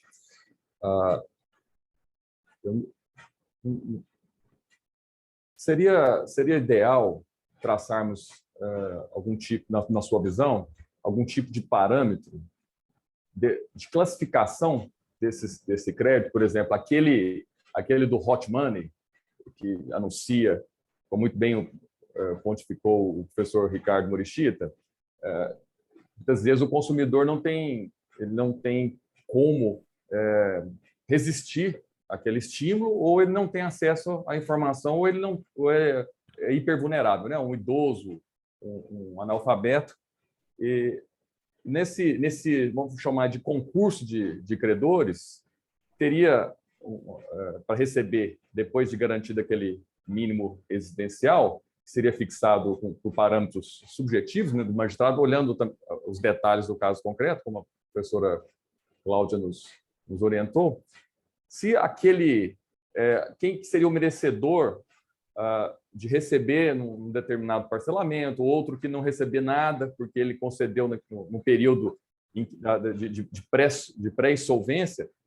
E temos que lembrar aqui que hoje, numa sociedade de consumo, uma sociedade de massa, seria equiparado a uma morte. Aquele devedor, a perda do crédito dele, ele seria marginalizado. Tem documentários aí dos Estados Unidos de pessoas, de moradores de rua que começam assim, né? Com essa insolvência, com essa falência, essa insolvência civil equiparada a uma morte dele. Então, na sua visão, seria justo fazer esse concurso aí de privilégios, né? Por exemplo, aquele que concedeu no início, consignado, respeitou a margem consignável dele, receber de forma parcelada, com redução de juros, com atualização por um índice oficial, aquele que veio depois. Qual que é a visão do nosso convidado a respeito? Rodrigo, sobre o tema, eu destaco aí, que às vezes é pouco mencionado, mas a lei trouxe também uma modificação no Código de Defesa no Estatuto do Idoso, né? Estabelecendo ali que não se constitui crime a negativa de crédito motivada por superendividamento do idoso, né? Então, além de alterar o Código de Defesa do Consumidor, também trouxe essa novidade aí, né? E isso vem aí de contra ao que você está dizendo, né? Do crédito responsável, né? Que a gente vem falando desde o começo, que ele é fundamental. Inclusive, a negativa do crédito para o consumidor que, às vezes, por alguma dificuldade naquele momento, ou não, por motivos, acabou procurando um crédito sabendo que não teria condições de arcar, né? Ou já estava com o limite tomado, e a gente verifica que a sua ponderação ela é muito importante para fortalecer a concessão do crédito. O crédito bem concedido, com a margem consignável disponível do consumidor, ele tem que ser respeitado e ele tem que ser privilegiado nessa negociação. Porque quando ele tem a margem e ele toma o primeiro crédito, ele está agindo como um consumidor, como outro qualquer, tomando na sua margem consignável. O agente de crédito, quando concede, ele concede dentro daquela margem.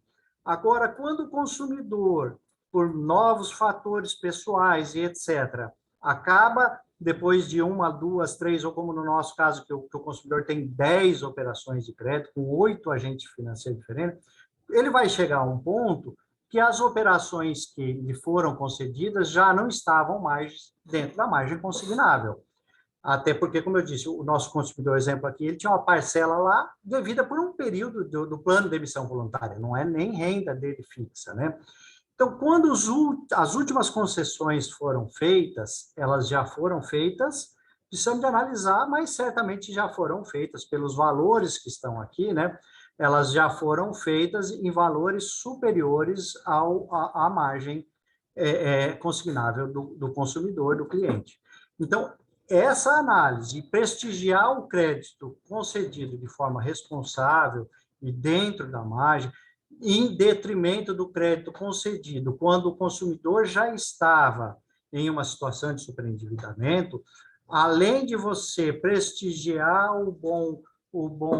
a boa instituição financeira, a boa concessão, você ainda vai inibir agentes financeiros que agem à margem dos parâmetros do mínimo existencial e etc. Né? Um agente financeiro estruturado, ele analisa o consignável à margem do cliente antes de conceder.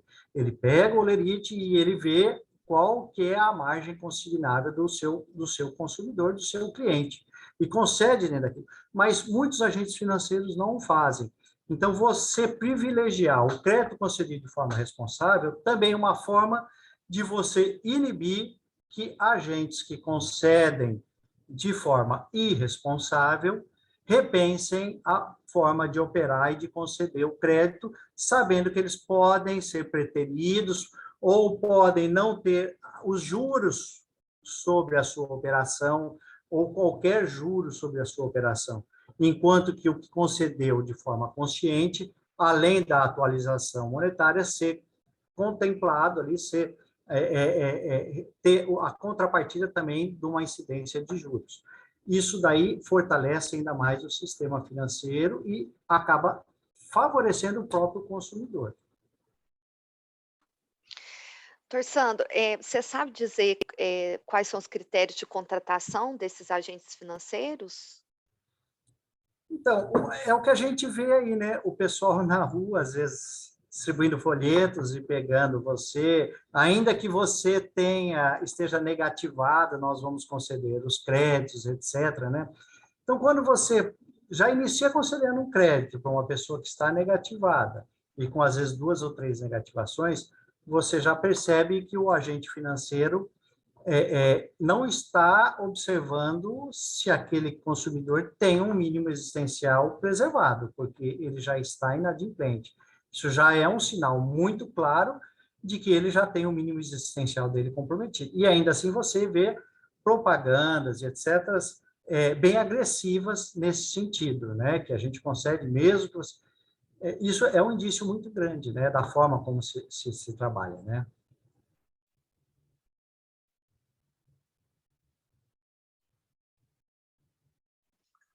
Célia, posso fazer uma pergunta? Aproveitar o Dr. Sandro aqui. Dr. Sandro, bom, primeiro, muito obrigado por ter aceito o convite, de estar aqui com a gente, né? Gostei bastante aí da explicação. Deixa eu lhe fazer uma pergunta um pouco mais prática, assim, de quem está, né, vivenciando esse dia a dia, né? Quando for feito essa conciliação, né, a gente já sabe que já tem várias conciliações já ocorrendo, né, antes da lei, durante a discussão da lei, agora que já foi aprovada a lei. O senhor nota que quando tem que se discutir esse mínimo existencial, varia de consumidor para consumidor, né? Ou o senhor acha que é possível ter uma fixação, um padrão nesse processo? Essa seria uma pergunta. A outra que eu fiquei curioso, né? O senhor estava falando que são múltiplos credores. Geralmente, pelo menos que chega no PROCON, geralmente o consumidor fica endividado com um, já pulou para o outro, já está no quinto, sexto. Geralmente é sempre quase um concurso de credores, né? A FEBRABAN chegou a elaborar uma norma de autorregulação de negociação de multicredores. Aí eu não sei se o senhor tem conhecimento, se é algo que é aplicado, é considerado nesse processo, né? Então, são duas as considerações que eu queria ouvir o senhor, né? Se o senhor acha, pela experiência, pela prática aí de fazer esses acordos, se a cada consumidor não caberia se determinar, como é determinado hoje, né, esse mínimo existencial. A gente não chama de mínimo existencial, mas nos acordos você sempre acaba chegando aí e deixando para o consumidor, né, o que a gente chama, né, deixar um lastro para ele, uma folguinha para que ele possa pagar, porque não adianta fazer o acordo e ele não ter condições de pagar, né, ele se tornar inadimplente novamente. Então, toda vez que você faz um plano de pagamento, etc., você sempre considera. Será que dá para ter um valor fixo na prática? Será que isso não acaba inviabilizando esses acordos, né? Você faz um plano de pagamento, às vezes não consegue. E segundo, nessa norma de autorregulação de multicredores, tem ali algo que é muito meritório mesmo, que é esse plano, que é conseguir pagar o plano. Então, são essas as duas dúvidas que eu fiquei. Eu queria ouvir o senhor um pouco, né, para ver um pouco do pulso, né, de quem está aí nesse dia a dia com esse comando aí, que é um grande desafio. Obrigado, Lucélio. Professor, eu agradeço a oportunidade. Veja, a nossa experiência aqui no Ceará, né, o Sejusc, quando nos encaminha, ele apresenta aqui o demonstrativo de rendimento, né, do consumidor aqui, e um esboço aqui das despesas, né, no nosso caso aqui, né, plano de saúde, alimentação, mercado, energia elétrica, água, gás, internet, TIM, transporte, medicamentos, lazer, impostos, IPTU, sindicato, crédito e total. Então,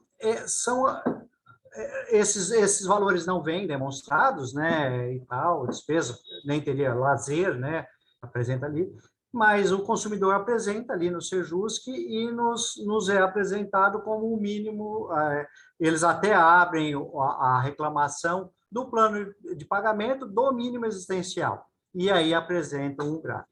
Então, o Sejusc aqui está tratando dessa forma, com base nas informações que o consumidor apresentou, como as despesas obrigatórias, né, mensais dele.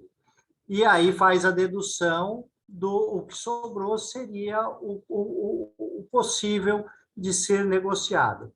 Esse caso que eu tenho aqui dos 10 credores, como eu disse, o próprio credor relacionou uma dívida de R$ 3.885 mensais e uma remuneração de R$ 3.500. Quer dizer, uma remuneração inferior ao que ele considera o mínimo existencial dele com as despesas, né? Então, aqui já surge um conflito muito grande, né, do que é o mínimo existencial. Porque se ele tem uma despesa uma receita de 3.500, ele não pode ter um mínimo existencial de 3.800. Essa é uma dificuldade muito grande. Como que a gente vai chegar no mínimo existencial sem uma apuração, né, de reais despesas e etc. Mas nós partimos daquilo que vem na inicial e o que sobra aqui no caso desse consumidor, como eu disse, é uma parcela de 96 que ele tem para receber de um plano de demissão voluntária que ele está recebendo mensal, foi isso que excedeu o mínimo existencial ainda para cobrir R$ 300 do mínimo. É em cima disso. Quanto a múltiplos credores, aqui a nossa primeira negociação foi com mais um credor, foi tranquila, inclusive o outro credor não apresentou a proposta, né?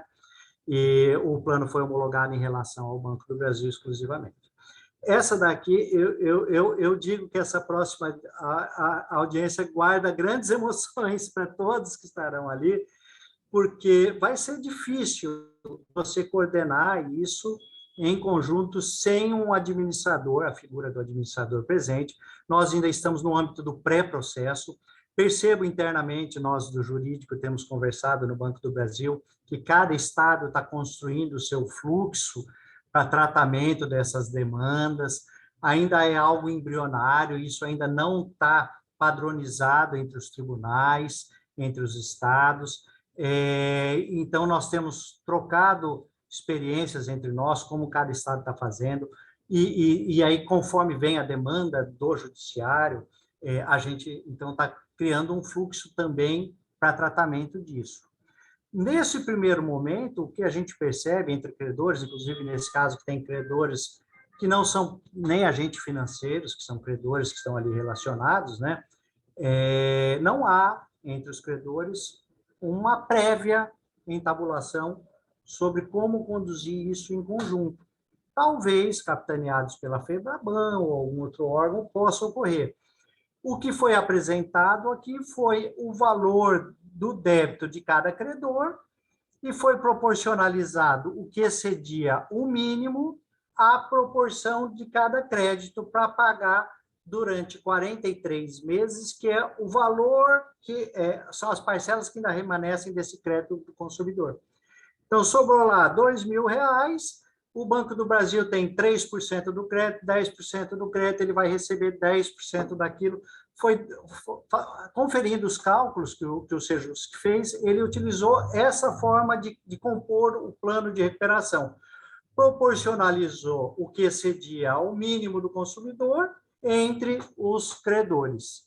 Então, cada credor vai receber pelo plano, né, que foi apresentado junto com a reclamação, um percentual de acordo com o total do seu crédito.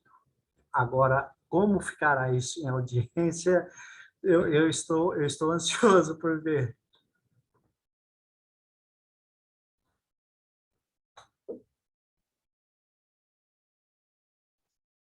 Obrigado, doutor Sandro. Muito obrigado aí pelos esclarecimentos. Sério? Eu que agradeço. Obrigada, doutor. Mas esse plano de pagamento, ele é suficiente? Cobre ou não? Aí agora o banco faz uma análise se aquele débito, Veja, ele vai... esse plano de pagamento que foi proposto, ele está prevendo exclusivamente o ressarcimento do principal sem nem atualização monetária, veja, sem nem correção monetária. Esse plano que está apresentado aqui, né, ele prevê o pagamento do principal, foi apresentado o crédito do Banco do Brasil pelo valor principal, sem atualização monetária, deduzidos os valores já pagos pelo consumidor. Inclusive, ele está adimplente com o banco, ele não está em débito com o Banco do Brasil, nós vamos para essa audiência, ele está em dia com as suas operações com o Banco do Brasil, né?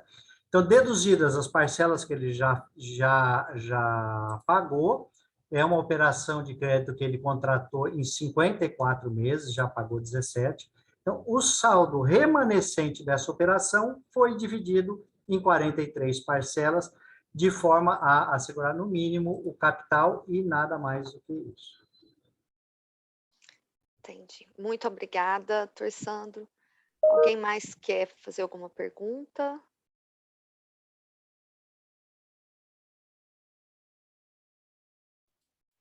Eu estou aqui procurando a mãozinha para levantar, mas não achei. Então, abri o microfone. Rapidamente, para não comprometer o cronograma aqui, mas aproveitando a presença do doutor Sandro aqui, para que a gente possa, né? Nós estamos tendo, assim, muitas dificuldades do ponto de vista operacional, né, de aplicação da lei, a começar pela porta de entrada, né? A análise dos créditos, para saber se os créditos não correspondem à aquisição de bens luxuosos, né? Quer dizer, qual é a condição pessoal daquela pessoa que reivindica.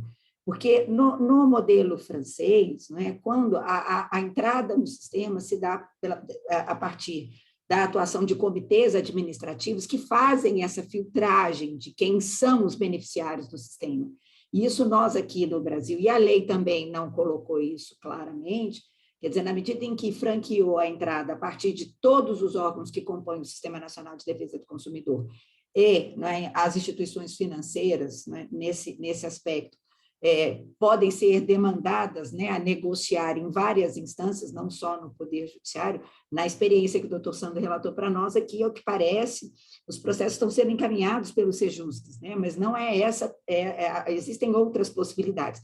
E esse filtro prévio não necessariamente é feito. Então, quer dizer, a instituição financeira chega para negociar sem que, às vezes, tenha sido feita essa avaliação da qualidade não só do crédito que está sendo renegociado, mas em relação à posição pessoal, quais as características daquele devedor especificamente.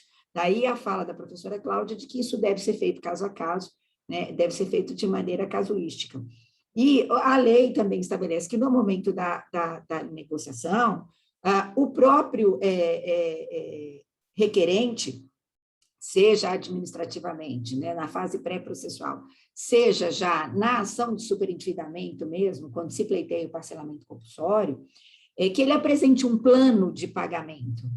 E a minha pergunta é, do ponto de vista prático, doutor Sandro, desses casos que o senhor está vendo, com os quais o senhor está trabalhando, os devedores estão apresentando esse plano, e como é que é feita essa checagem dos créditos que estão sendo renegociados? Quer dizer, se de fato a dívida é de boa-fé, se aquilo ali é um superendividado passivo, né? Quer dizer, aquela pessoa que foi vítima daquela vicissitude da vida, daquele acidente de consumo, que aquele superendividamento, aquela crise grave de solvência não se deu a partir de uma atuação estratégica do devedor, que tomou mais crédito que podia. Enfim, como é que isso está sendo feito na prática?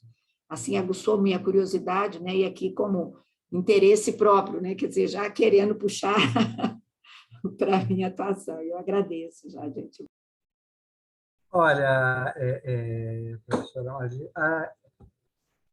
Nós ainda temos que agradecer que esse fluxo está entrando via Sejusc, então ele está vindo um pouco mais estruturado, né? Uma análise um pouco melhor, porque não sei se por outros órgãos virá com essa análise. Mas, com relação à responsabilidade pela concessão do crédito, nós temos aqui apenas a informação que veio na reclamação, citando o valor de cada operação. Tenho condições de aferir a minha, né? Mas a dos demais credores, nós não temos esse elemento, não é apresentado. E isso é um elemento fundamental, porque a reclamação que apresenta aqui divide o plano de pagamento de forma igual entre todos. E eu acho que essa análise do crédito responsável, ela tem que ser feita para contemplar quem fez a concessão do crédito responsável de forma responsável, em detrimento de quem não o fez, e pode ter sido das 10 do nosso consumidor, pode ter sido a sexta, a sétima, a oitava em diante, que gerou o superendividamento. Mas essa informação, pelo que nós temos nesse momento pré-processual, não há como nós aferirmos, pelo contrário. O Sejusc apresenta todos os credores em igualdade de condições com relação às suas concessões. Esse elemento eu acho fundamental, inclusive por questão de não encarecer o crédito futuro, o custo desse crédito futuro, para aquele que concedeu de forma responsável. Então, isso eu acho fundamental, que os encaminhamentos, as negociações sejam levadas a efeito. E vejo assim, que apesar do Sejusc ter feito uma análise e ter feito esse encaminhamento, tudo que nós temos até aqui são informações do consumidor, nada mais do que isso. Nós estamos presumindo que o consumidor, de boa fé, inclusive em relação aos seus rendimentos, às suas despesas e tudo mais, não temos elemento probatório nenhum nessa fase para confirmar isso. E eu destaco que, por exemplo, no nosso caso, o plano de partilha prevê, o plano de pagamento aqui, ele prevê o pagamento apenas do valor vincendo, sem contar a diferença que ainda existe. Ele não levou em consideração sequer o nosso pagamento parcelado previsto aqui, ele paga, não chega nem ao capital, ele paga 1/3 do capital, 1/3 do capital. O que foi proposto, a quantidade de parcelas e o valor que foi proposto, ele não contempla 1/3 do capital concedido há 17 meses, sem correção monetária, sem nada. Então, é temerário que nós tenhamos encaminhamentos da espécie, porque não assegurar o capital é realmente complicado, né? E isso pode, de fato, trazer consequência ao sistema financeiro, encarecimento de crédito, e ao próprio consumidor no futuro, que vai precisar do crédito. Então, nós temos que ter essa responsabilidade. Estou falando aqui também como consumidor, né? Como também utilizar do sistema de crédito, etc. E a inadimplência, ela é um fator, né? Quando você prevê um plano que não paga o capital, pode, dependendo do que isso vai se tornar, e a gente acredita que isso vai se tornar volumoso, isso tende a se tornar volumoso pelos canais do sistema de defesa do consumidor, né? Isso vai ser uma porta aberta, né, para acolher essas demandas, que vai gerar um volume grande de demandas. Então, nós temos que ter a consciência disso, desses planos gerarem uma justiça aí de ambos os lados, inclusive com quem não concedeu o crédito de forma responsável.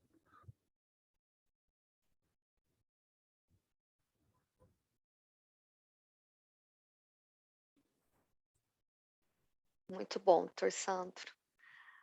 Alguém mais? Questões? Doutor Ricardo, o senhor pode fazer o encerramento, então, por favor? Está ótimo. Então, obrigado, Célia, obrigado, Rodrigo, os dois moderadores do painel, a professora Cláudia já saiu, obrigado, Sandro, pela participação, pela contribuição. professora Marília, todos os alunos aqui que nos acompanham, os nossos amigos que estão aqui. Então, quero cumprimentar aqui o grupo que realizou esse seminário, deixar aqui registrado a excelência com que ele foi, o conteúdo que foi desenvolvido, agradecer a todos a participação e a presença e declarar encerrado o nosso seminário. Então, muito obrigado aí pela presença de todos.